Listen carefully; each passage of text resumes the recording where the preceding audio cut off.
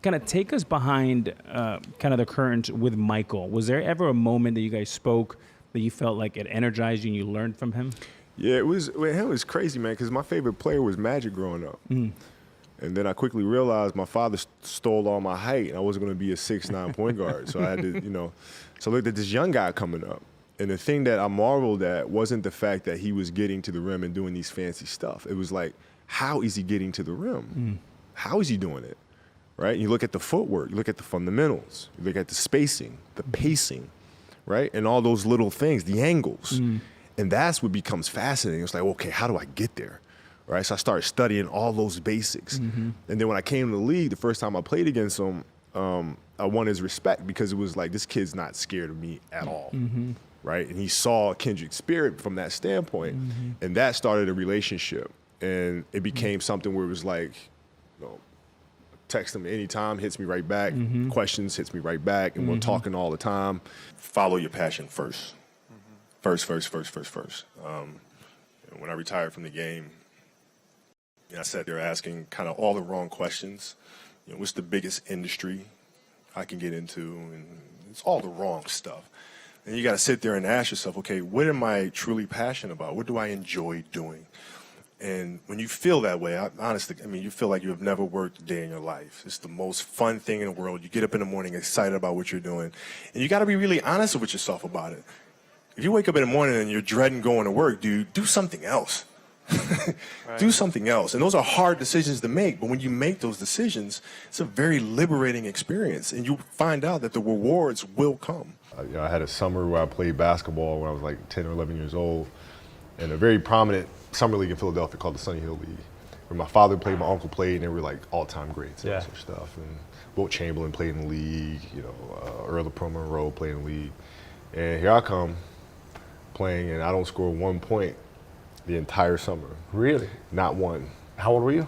11, 10, 11. And you're playing against other 10, 11-year-olds? And you didn't score once? Not one. Were you in the game? I was in the game.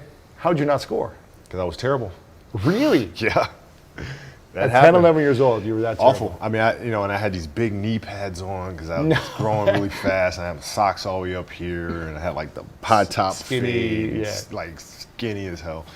And I scored not a free throw, nothing, not a lucky shot, not a breakaway layup, 0 points. And I remember crying about it and being upset about it. And my father just gave me a hug and said, "Listen, whether you score 0 or score 60, I'm going to love you no matter what." Wow. Now that is the most important thing that you can say to a child. Because from there I was like, okay, that gives me all the confidence in the world to fail. I have the security there. But to hell with that, I'm scoring 60. Let's go. Right. And from there I just went to work. And I stayed with it, and I kept practicing. Is that when you think the mentality of hard work started to come in for you at that age, when you failed so miserably, I guess, that summer? I think that's when the idea of understanding a long-term view became important, because I wasn't going to catch these kids in a week. I wasn't going to catch them in a year, right? So that's when I sat down and said, okay, this is going to take some thought, right? What do I want to work on first? All right, shooting. All right, let's knock this out. Let's focus on this. Half a year, 6 months, do nothing but shoot. Right. After that, all right, creating your own shot, and then you focus. So I started creating a menu of things. When I came back the next summer, I was a little bit better, right? And a menu being like, I've got my jump shot from 15, I've got my I got my jump shot from 15, I got my 3-point shot, like just open shots, not miss open shots, right? And be able to shoot it with speed, because those kids are so much more athletic. Yeah. And then the next summer I came back, I was a little better. And the summer came back, next summer I was a little better. I scored. Yeah, it wasn't much, but I scored. And this is 12, 13. 12, 13. And then 14 came around, back half of 13, 14 years old, and then I was just killing everyone.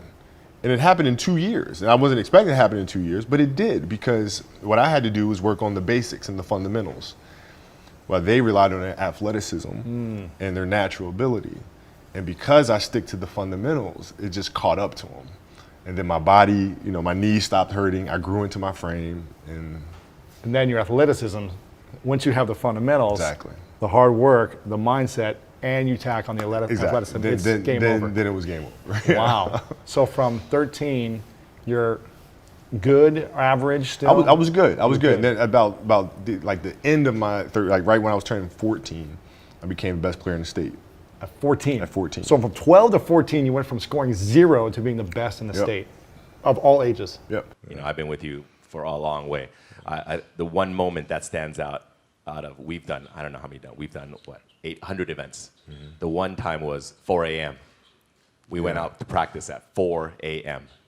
And that was your idea to do it. But, and I then, mean, you know, all these Nike people are like, no, let's not do that. And then you're like, let's do it at 4 a.m. So you got security, you got brand marketing, sports marketing going, no, let's not do it. You're like, let's do it. Because that's your obsessiveness, right? I mean, to me, it just makes complete sense. Not to us. But I don't, like, okay, so. See, all right. Usually, I'm sleeping at 4 a.m. You're working out.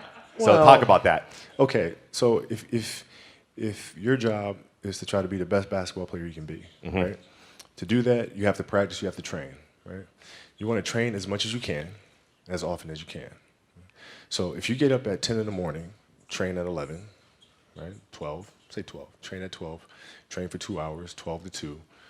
You have to let your body recover. So you eat, recover, whatever. You get back out, you train, start training again at 6. Train from 6 to 8, right? And now you go home, you shower, you eat dinner, you go to bed, you wake up, you do it again, right? Those are 2 sessions, right? Now imagine you wake up at 3, you train at 4. You go 4 to 6, come home, breakfast, relax, blah, blah, blah. Now you're back at it again, 9 to 11, right? You relax, and now all of a sudden you're back at it again, 2 to 4, and now you're back at it again, 7 to 9. Look how much more training I have done by simply starting at 4, right? And so now you do that, and as the years go on, the separation that you have with your competitors and your peers just grows larger and larger and larger and larger and larger. And by year 5 or 6, doesn't matter what kind of work they do in the summer, they're never going to catch up because they're 5 years behind. Right? So it makes sense to get up and start your day early because you can get more work in. Is that genetic? Or is that something you ingrained and trained yourself? No, it was Who just. taught you that? For me, it was just common sense. Like I can if I start earlier, I can train more hours, and I know the other guys aren't doing it because I know what their training schedule is, right? So I know if I do this consistently over time, the gap's just going to widen and widen and widen and widen and widen, and they won't be able to get that back. So to me, it was just common sense and like thinking, how can I get an advantage? Oh, start earlier. Yeah, let's do that. When did you start doing that? Man, like high school. My first class in high school was 7:45. I used to get to the gym around 5 a.m. and I'd play before school.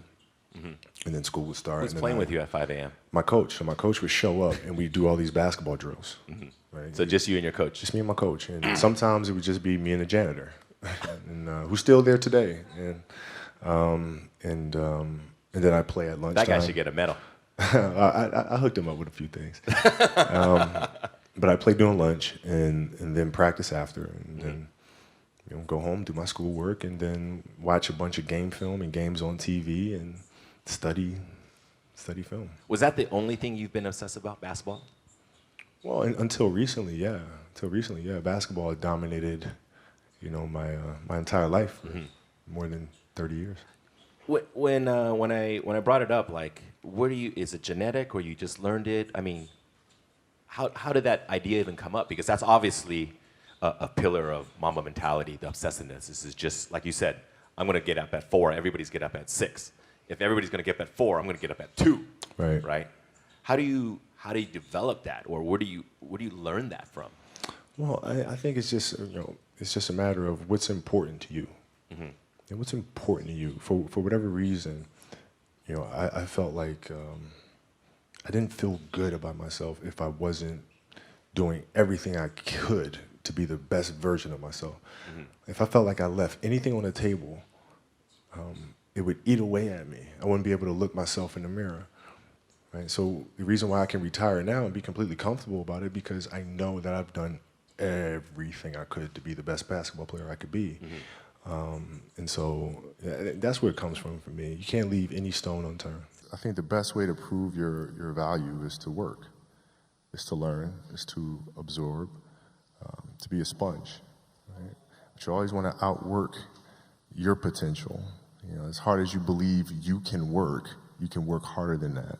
And that's what I tried to do when I first came in the league. But basketball is such a direct competition sport that me coming in at 17, I hated when like my teammates would say, I get hit with an elbow, right? Shaq would hit me with an elbow in practice, and you know, Nick Van Exel would come up and say, "Are you okay?" I'm like, "Motherfucker, what? Are you okay? What the hell's wrong with you?" So I always had that extra chip on my shoulder. So every day in practice for me was really trying to annihilate everybody that I was playing against, because I wanted to prove you don't need to babysit me. I'm fine, And so it's always that competitive nature, the work ethic, and curiosity. Because I asked a lot of questions. Playing with Bryant Scott, I asked him a lot of questions. Eddie Jones, who was great at chasing guards off the screens, and I didn't understand how to do that. I would sit with him before practice, after practice. Magic, James Worthy, Kurt Rambis, Kareem Abdul, all the Laker greats. I would always sit down and just ask them questions about certain games that I studied growing up. What actually happened there? What did you feel there? Why? Bird tough to defend. Why? Because you look slow as shit to me. So I'm missing something. So tell me what I'm missing. You know what I mean? And so I would always ask questions and try to learn as much as I could. Trivial things weren't going to pull my attention. It had to be things weren't going to pull my attention. It had to be things that I had a purpose. I wanted to be one of the best basketball players to ever play. And anything else that was outside of that lane, I didn't have time for. At what age did that goal become crystal clear? I made that deal with myself at 13 years old. At 13 years old? 13 years old. That's the you deal were I made. crystal clear about it? Crystal clear. And where did inspiration come from? The love of the game. The love of the game, the challenge. I would watch Magic play, I'd watch Michael play, and I would see them do these unbelievable things, and I'd say, can I get to that level? I don't know, but let's find out. And I was wondering if you've had to tone down your competitiveness and your approach in the new work environment. Yeah. More than a little bit. Yeah. No, like I said, basketball is different because it's such a direct competition. What we do now, there isn't. The competitiveness that I bring to work every day is really helping people, in a sense, be competitive with themselves, right? If you're animating something, or you're writing a screenplay, or you're composing a piece of music, is that the best you can do? Right? Don't ask me. Don't say, "Okay, do you approve?" Don't ask me. I'm not the musician. I'm not the composer. Right? So the competitiveness is more from an individual perspective. Is this the best you can do? And if the answer is yes, then off we go. Dreams they should be pure. And I think a lot of times, when we're born into this world, we actually wind up going backwards. And it seems like the more we mature, the more responsible our dreams become. And the more governors we put on ourselves and our ability to dream and to reimagine. And it's always a fight for us parents and for you guys to make sure that your dreams always stay pure. And so it's not a matter of pushing beyond your limitations or expectations. It's really a matter of protecting your dreams, protecting your imagination. That's really the key. And when you do that, then the world just seems limitless. You said, I read a quote that you said you love business as much as basketball. There's no way that's true. It's 100% true. There's no way. Basketball was your life, your passion, everything. You're telling me you love doing business as much. If you could, basically snap a finger and be 25-year-old Kobe or the Kobe today, you wouldn't go back and keep playing basketball? No, because I've already done it. See, here's the thing. When I was playing and teammates would say, "Oh, Kobe's not out on the road. What is he doing?" You see me on the plane, he's reading. What is he reading? He's writing. What is he writing? Mm-hmm. I'm practicing. Mm-hmm. I'm writing. I'm practicing. I'm understanding how to tell stories. I'm reading Joseph Campbell and how to create arcs, compelling arcs and plots. I'm reading that stuff. So this is going back 15 years, right? So I don't just retire, write Dear Basketball, and luck into winning an Oscar. You know what I'm saying? Yeah. That stuff comes from hard work and from studying for 15 years how to write and how to organize structure, right? And you can't do that without having a serious love or commitment to the craft. We talk about this often, and we always talk about the fact that you can learn a lot more from the failures than you can from the successes. And you have to figure out where those landmines are and then how to best avoid those, or put or help entrepreneurs, and ourselves included, figure out the clues of where those landmines are. Not that you're going to avoid all of them, Right. but it's also when you do step on one, figuring out, okay, how do you recuperate? How do you balance back and pick yourself up? Do you think one of the edge you had over everybody else was the biggest percentage of your focus was on one thing? Do you see it that way? Like that was my edge over everybody else? I do. At the time, I didn't really understand that, right? So, basketball for me was the most important thing. So everything I saw, whether it was TV shows, whether it was books I read, people I talked to, everything was done to try to learn how to become a better basketball player. Everything. And so when you have that point of view, then literally the world becomes your library to help you to become better at your craft.